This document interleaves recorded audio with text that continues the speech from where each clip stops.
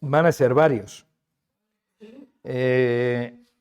Claro, por amor a vosotros, por supuesto, porque yo podría intentar darlo en un día, pero vamos a necesitar mucho tiempo y tampoco es plan de que terminemos todos pidiendo tiempo, ¿no?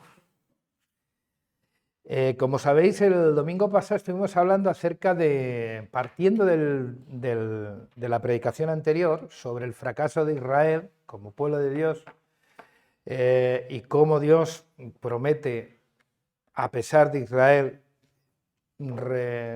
darles la esperanza de volver a la tierra prometida desde donde les habían expulsado después de la invasión de Babilonia como potencia.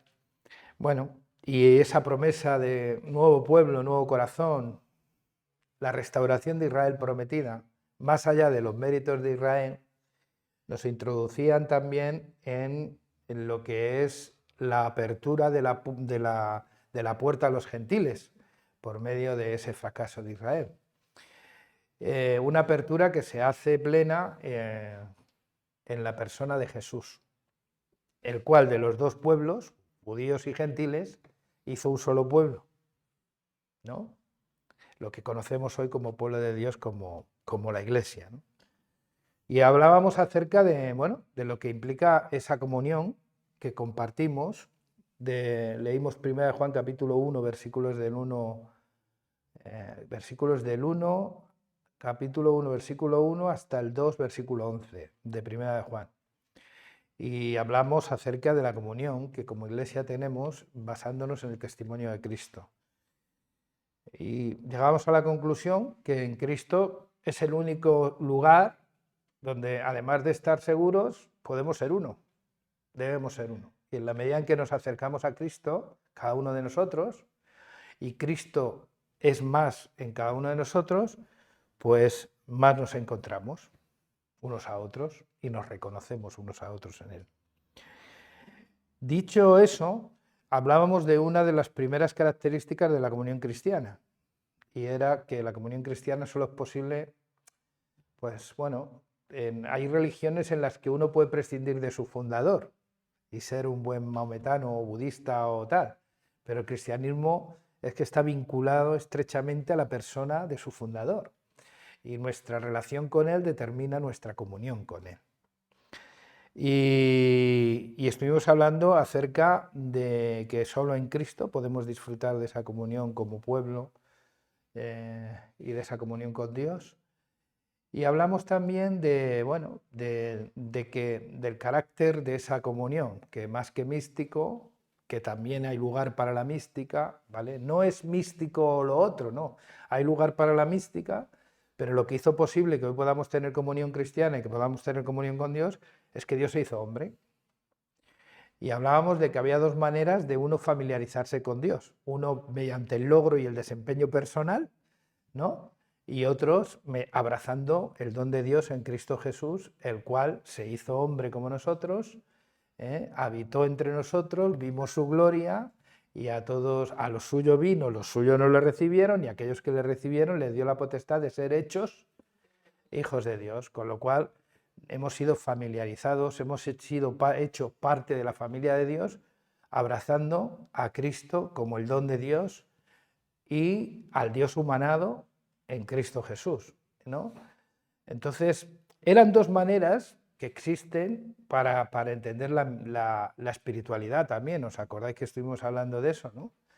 La espiritualidad entendida como el desempeño personal para agradar a Dios y para tenerle contento, o leíamos el Isaías 58, que es como cerramos el domingo pasado, leyendo Isaías 58 hablando del verdadero ayuno. Y nos dimos cuenta que el verdadero ayuno no tiene que ver con lo que nosotros conocemos como disciplina espiritual del ayuno, que Jesús habló de él, por tanto, no es algo que vamos a negar, pero sí es algo que por encima del ayuno está el verdadero ayuno de Dios, que tiene que ver más con las relaciones humanas, con la libertad a los cautivos, etcétera, ¿no?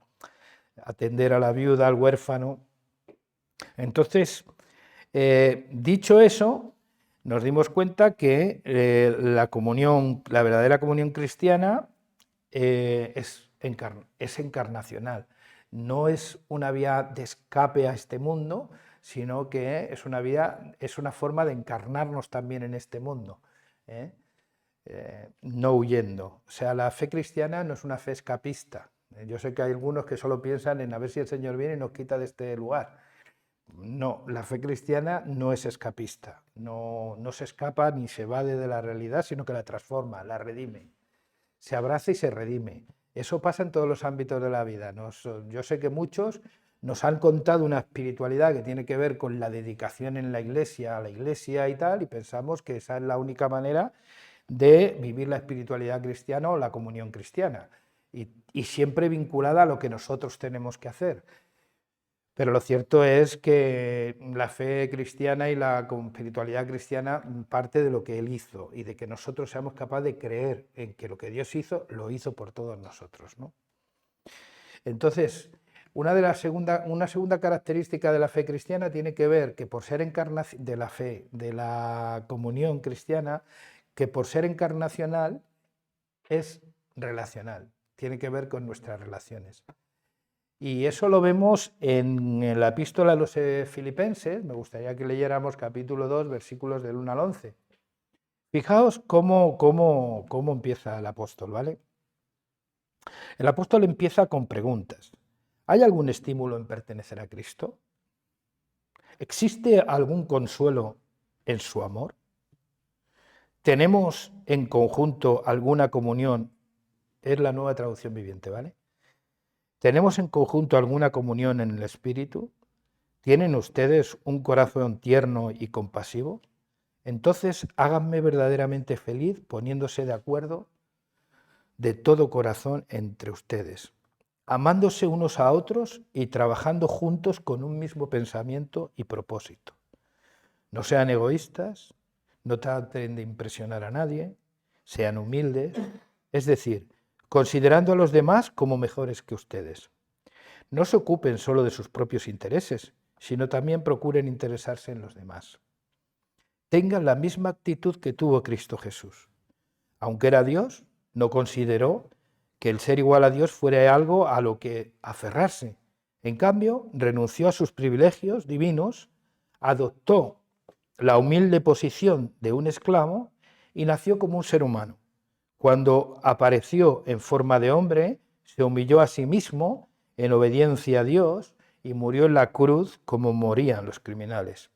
Por lo tanto, Dios lo elevó al lugar de máximo honor y le dio el nombre que está por encima de todos los demás nombres, para que ante el nombre de Jesús se doble toda rodilla en el cielo y en la tierra y debajo de la tierra, y toda lengua declare que Jesucristo es el Señor, para la gloria de Dios Padre. Hombre, esto describe muy claramente el hito de que hablábamos, que Dios se hizo hombre, que para mí es la gran diferencia entre el cristianismo y cualquier otra deidad o cualquier otra religión, que Dios se hizo hombre. Y eso es un hito dentro del cristianismo, ¿vale? Pero además, si os dais cuenta y si te lees detenidamente el pasaje, es algo que aplica en las relaciones entre creyentes. Porque en realidad este texto, si lo leemos con tranquilidad, viene a parte de una serie de preguntas que apelan a nuestro sentido de pertenencia, que todos buscamos de alguna manera, a nuestra fuente de consuelo, que todos necesitamos en algún momento, y también a nuestra comunión. Y hay entre vosotros, fijaros el primer versículo, ¿no? ¿Hay algún estímulo en pertenecer a Cristo? ¿Hay algo que te estimule para pertenecer a Cristo? ¿Existe algún consuelo en su amor? ¿Tenemos en conjunto alguna comunión en el Espíritu? ¿Tienen ustedes un corazón tierno y compasivo? O sea, si os das cuenta, parten de esas tres preguntas que pueden que apelan a cosas de interés del individuo. Nuestro sentido de pertenencia, nuestra fuente de consuelo y la comunión en el espíritu, con el Espíritu de Dios. Las respuestas a esas preguntas las encontramos en el mismo texto. Y si os dais cuenta, apuntan a la comunidad.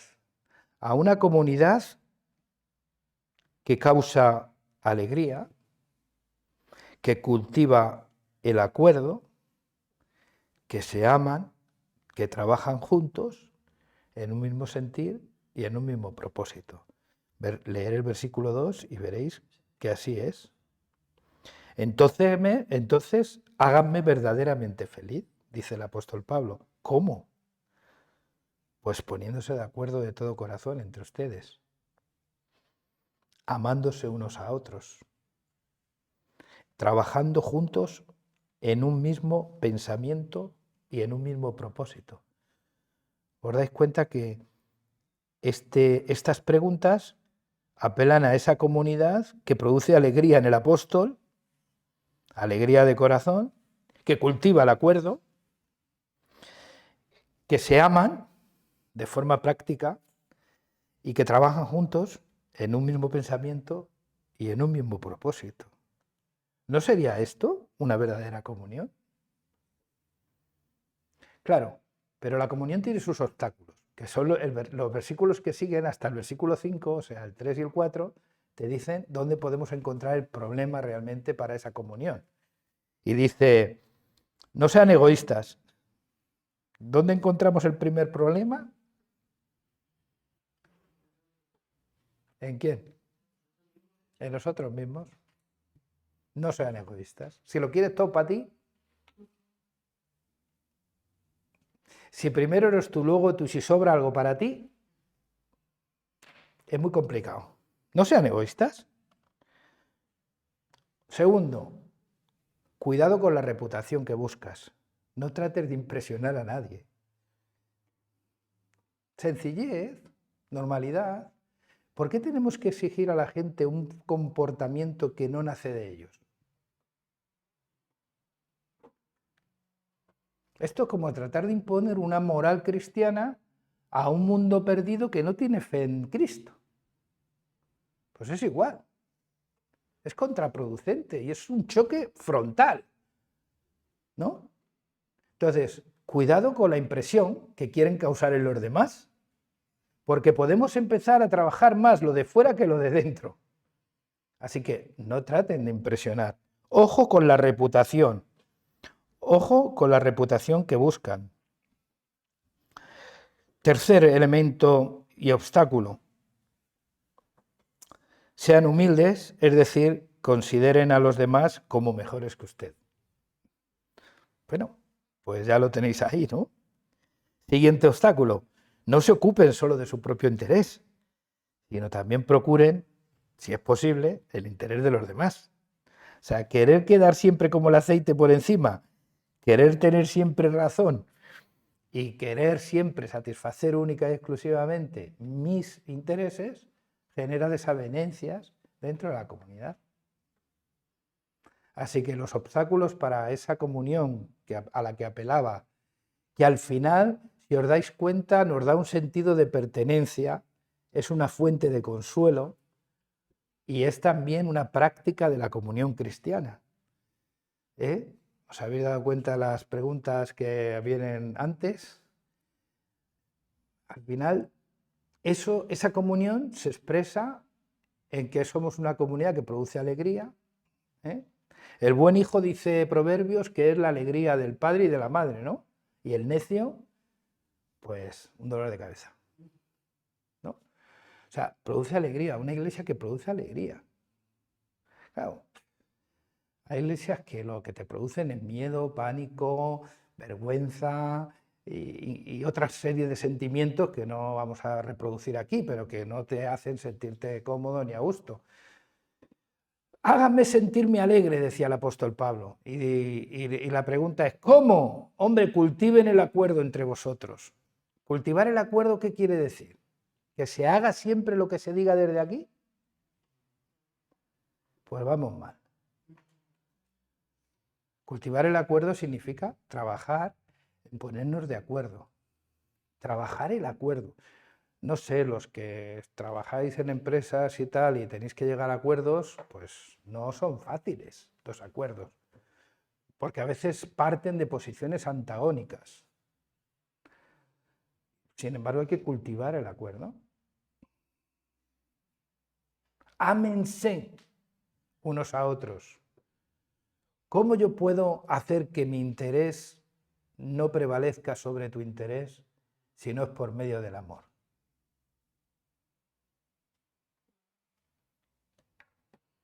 Cuando amamos al otro, estamos dispuestos a hacer renuncias. Trabajen juntos en un mismo propósito. ¿Quién va a querer trabajar contigo si te crees que eres el mejor del mundo? En la medida en que nos sentimos iguales unos y otros, es mucho más fácil que podamos llegar al acuerdo de trabajar juntos. Así que la comunión es posible. Sí, es maravillosa también, pero tiene unos obstáculos que hay que superar, que tienen que ver con el egoísmo, que tienen que ver con la reputación, con lo que buscamos, la huella, la impresión que queremos dejar en los demás, que tiene que ver con la falta de consideración del otro y a veces también tiene que ver con la prevalencia de nuestros intereses sobre los demás. ¿Cómo podemos superar esos obstáculos? Entonces es cuando aparece lo ya conocido por todos, Filipenses 2, capítulo 2, versículo 5. Haya en vosotros el mismo sentir que hubo en Cristo Jesús. Eso no aparece como una declaración teológica de la nada, eso aparece en un contexto concreto.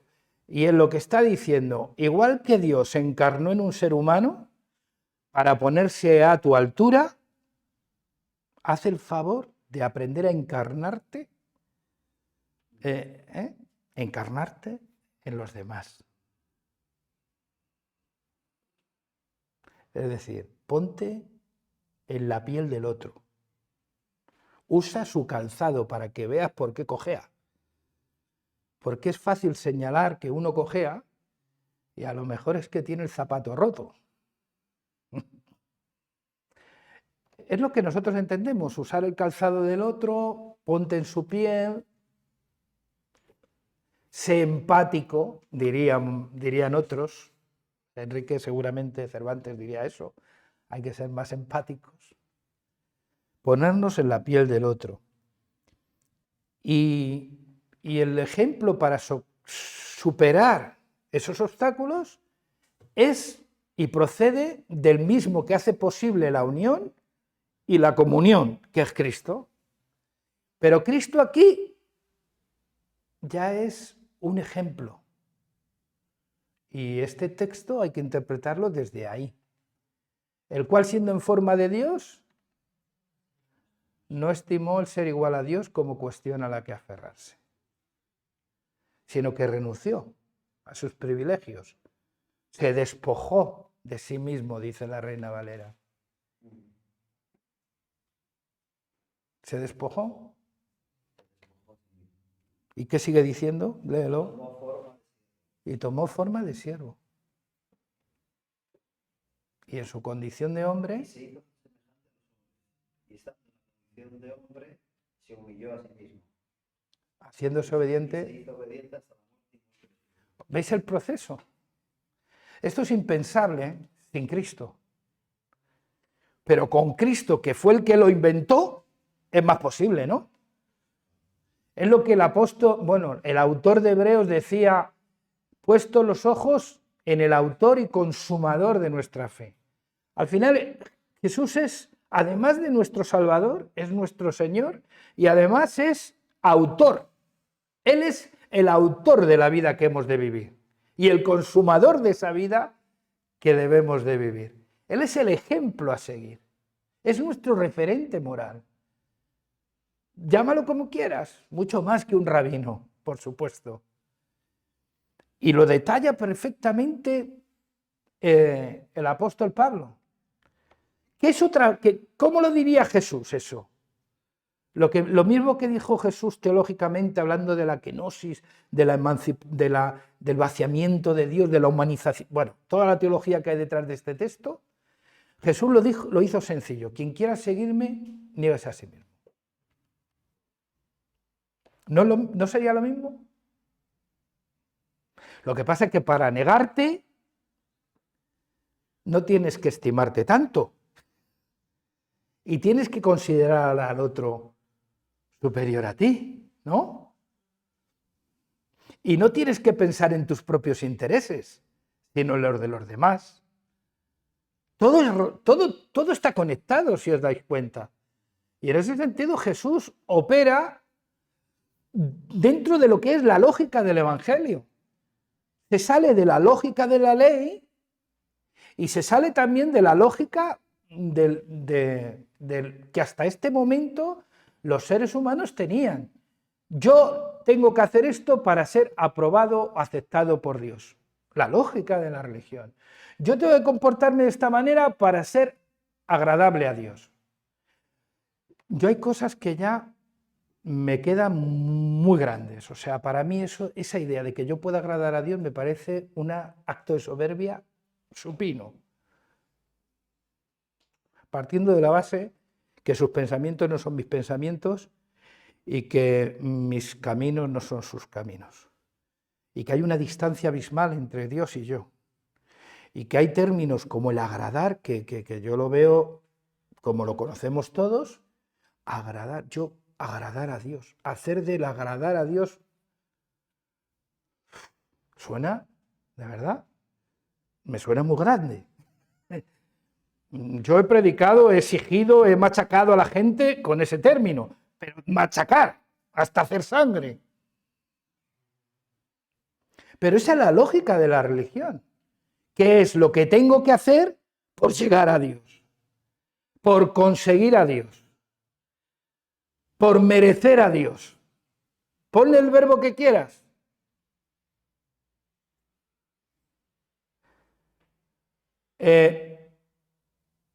Lo que está claro es que esa fue la lógica también del joven rico, si os dais cuenta. Por eso Jesús le para los pies. ¿Qué viene de hacer para heredar la vida eterna? Todo lo que tengo me lo he ganado. Todo lo que tengo me lo merezco. Soy lo que soy por mi esfuerzo personal, por mi desempeño, por mi mérito. Así que eso de la vida eterna lo puedo conseguir. ¿Cómo he conseguido todo lo demás? Y Jesús le para los pies y le dice, oye, para empezar, ¿por qué me llamas bueno si solo uno es bueno? ¡Hala! Y le dice, los mandamientos, ¿los sabes? Hombre, ¿cómo no? Si los cumplo desde chiquitín. Aún te falta algo. Aún te falta. Vende todo lo que tienes y dáselo a los pobres y tú sígueme. Era joven, era principal en la sinagoga, pero como he dicho muchas veces, pero sobre todo era rico, porque ese era el patrón de pensamiento que él manejaba. Pero el criterio es, yo todo lo que tengo me lo merezco. Yo todo lo que tengo lo he conseguido. Yo soy suficientemente bueno para alcanzar la vida eterna. Pero esa es la lógica, y esa es la lógica que muchas veces se sigue predicando inusualmente. Quiero decir, pero no es la lógica de Dios. Aquí hay otra lógica completamente distinta. Tú jamás vas a poder llegar a mí, así que lo más fácil es que yo me haga como tú. ¿Os dais cuenta, no? Y ese es el patrón de pensamiento, que en el marco de la comunión cristiana debe de primar, regir y gobernar el corazón de los cristianos, que es ponérselo fácil al otro. Si tú no puedes llegar donde estoy yo, yo voy donde estás tú. ¿Y hasta dónde estamos dispuestos a llegar? ¿Hasta dónde estamos dispuestos a arriesgar? Eso ya es una pregunta muy personal que cada uno se tiene que hacer. Pero es la lógica del Evangelio. La lógica del Evangelio es de tal manera amó que dio. Y la lógica del Evangelio es posible porque la lógica de la religión es lo que describe Pablo arriba, ¿sabes? Hombre, estimular a que la gente quiera pertenecer a esto de Cristo. Mostrar cuál es la fuente de vuestro consuelo, que es su amor. Mostrar una comunión entre vosotros. Si realmente sois bondadosos y tenéis un corazón bueno, hombre, hacerme sentir alegre. ¿Cómo? Fomentar el acuerdo entre vosotros. Amándoos los unos a los otros. Trabajando juntos con un mismo pensamiento y un mismo propósito. Sin ser egoístas, sin tratar de impresionar los unos a los otros, considerando al otro como más importante que tú, mostrando más interés por el interés del otro que por el tuyo propio. Pero eso, ¿dónde lo hemos visto? Allá en vosotros el sentir como en Cristo Jesús. ¿Es que no lo hizo así Dios con vosotros? ¿Es que Dios, siendo Dios, no estimó el ser igual a Dios, sino que se despojó? ¿Es que no renunció a sus privilegios? ¿Es que no se hizo como tú y como yo? ¿Es que no siendo como tú y como yo no eligió nacer en el palacio de Herodes, sino en un pesebre, en un lugar donde comen los animales? Nació en una familia pobre. Podía haber elegido otra vida, ¿verdad?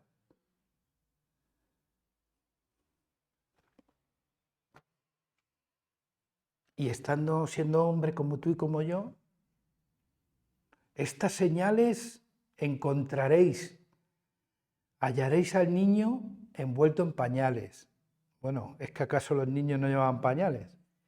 Pero tú te imaginas al Dios hecho niño manchado de... Has quitado pañales, ¿no?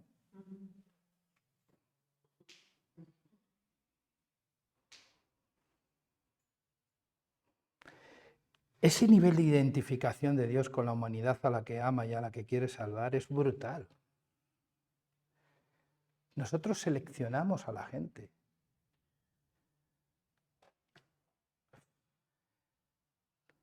Bueno, que sea gente más o menos normal, un matrimonio normal, que tenga una moral más o menos normal. Pues ¿en qué sociedad vives? Si eso es imposible ya.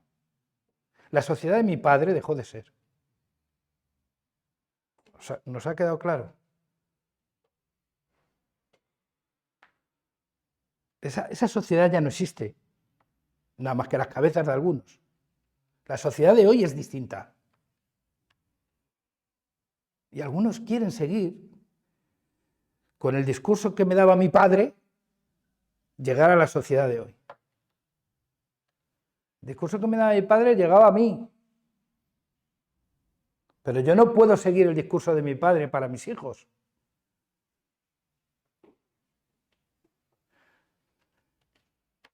Porque el nivel de hipersexualización de la vida, cuando mi padre, no era tanto como ahora. Ahora la gente se define por con quién se acuesta.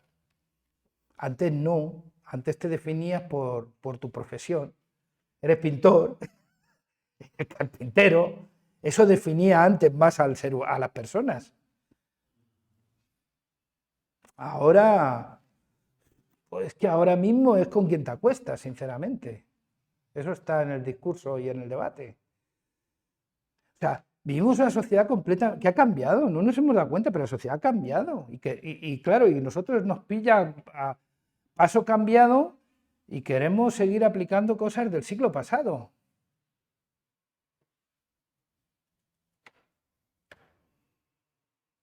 Pues llegará el momento en el que venga gente a la iglesia homosexual, asexuales, con poliamor, con toda esta cosa que, pero ¿qué es lo que hay?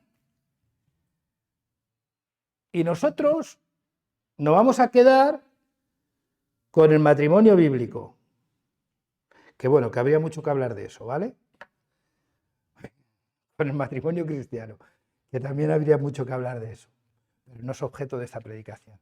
Pero no sé si os dais cuenta de lo desfasados que estamos, quiero decir. Al final, Jesús se encarnó en un momento concreto, a su debido tiempo, nacido de una virgen, como dicen Gálatas, ¿no?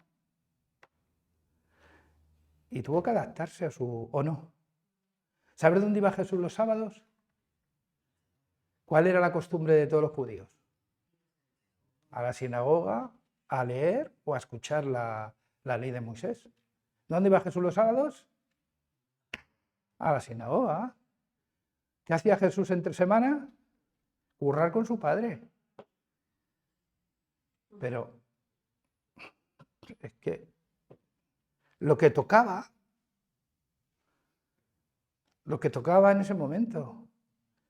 Si hubiese nacido hoy, tendría problemas con los mismos, los religiosos. Eso no ha cambiado. Jesús hoy tendría problemas con los mismos. Y se entendería mejor con toda esa gente rara que anda por ahí. Porque en el fondo esa gente rara está vacía, sin propósito, sin sentido de vida, sin nada. Es pobre que alguien se tenga que definir por con quién se acuesta. Es que es pobre.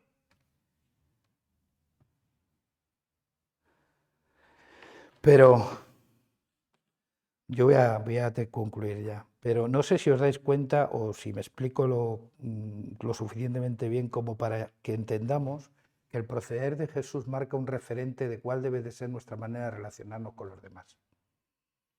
Para poder tener una comunión cristiana. ¿Hasta cuándo? La Biblia dice que cuando hablamos de los ministerios, que puso Efesios capítulo 4, que Dios dones a los hombres, que... Fijaros, os voy a dar una serie de versículos para que los leáis. Efesios capítulo 4, verso del 1 al 16, donde dice que y él mismo constituyó a unos apóstoles, a otros profetas, a otros evangelistas, a otros pastores y maestros, a fin de perfeccionar a los creyentes para la obra del ministerio, para la edificación del cuerpo de Cristo, hasta que todos lleguemos ¿a dónde? A la unidad de la fe y del conocimiento del Hijo de Dios, al hombre perfecto, a la medida de la estatura de la plenitud de Cristo. Para que crezcamos en todo aquel que es la cabeza, esto es Cristo.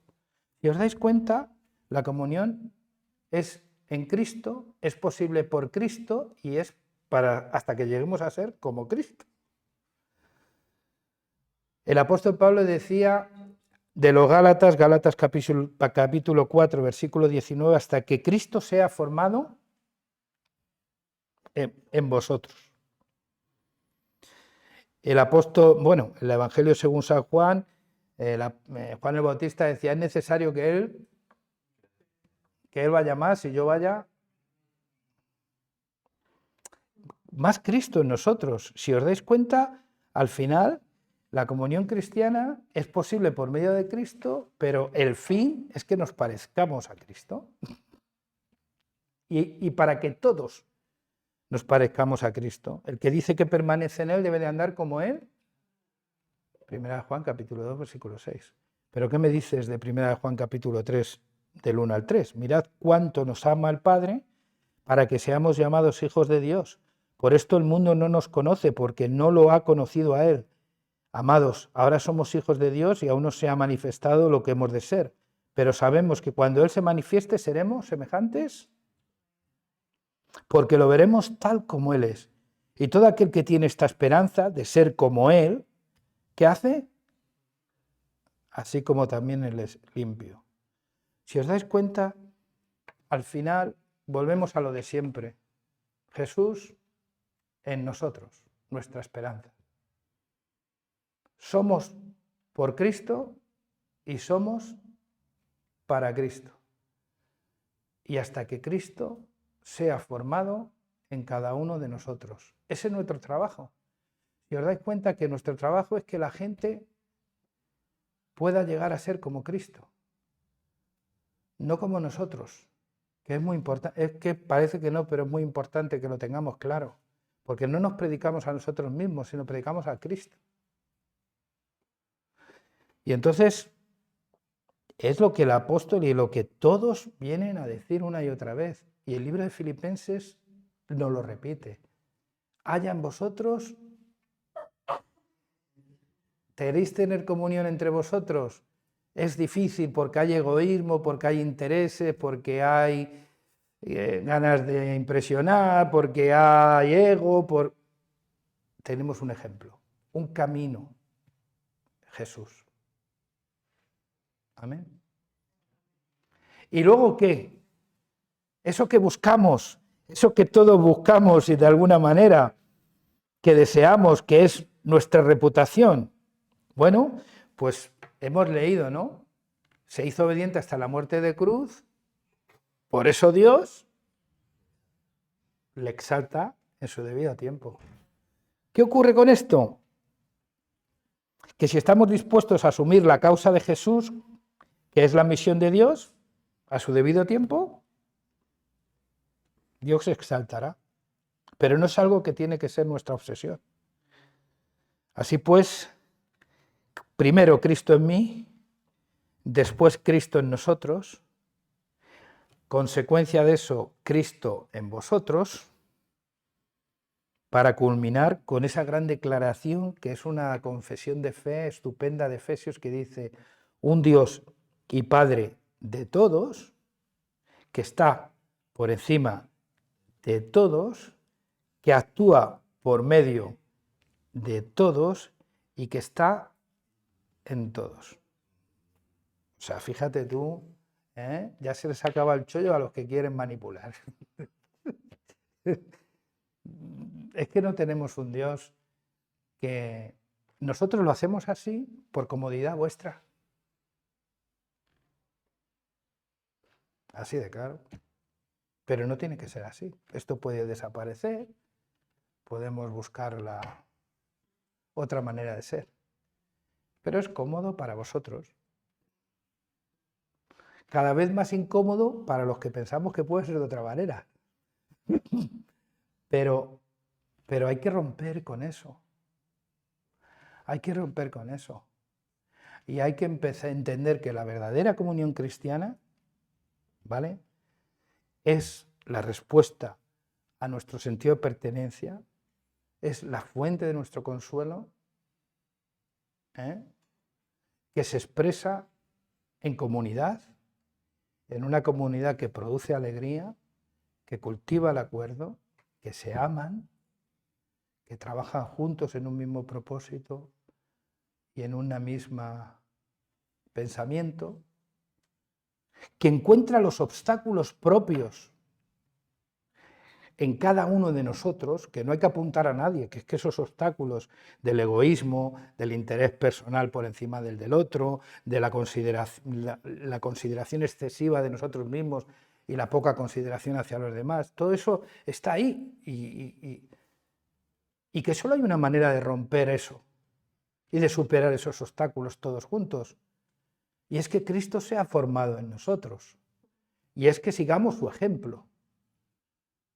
Y es que todos tengamos una misma aspiración, querer ser como Jesús. Ahora vienen unos y quieren ser ricos y nos ha fastidiado el rollo porque hay que ser como Jesús. Luego ya veremos el papel que Dios nos da a cada uno en la sociedad. Pero cuando se tienen distintos propósitos, a veces nos convertimos en un estorbo y una piedra de tropiezo los unos a los otros, porque situamos en desventaja a aquellos que solo quieren de Cristo. Y es más, son los raritos de la iglesia a veces, porque no quieren otra cosa. Pero son los que tienen razón. Que Cristo sea formado en nosotros. Lo que nos enseña la Biblia entonces, que esto de la comunión cristiana y del cristianismo no es un llamado a la perfección, sino que es un proceso de transformación. ¿Vale?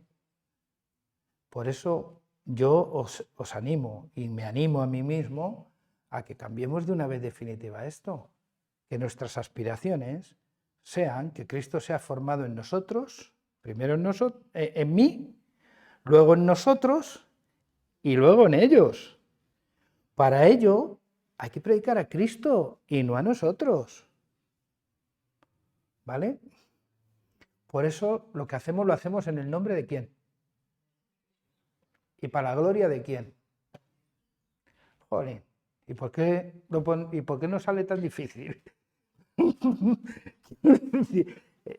Parece que está claro, ¿no? Tampoco voy a profundizar mucho más. Quiero animaros solamente. Animémonos, ¿vale? A que Cristo al final es todo lo que necesitamos, es todo lo que deseamos y es lo único que puede cambiarnos. Dios y Padre.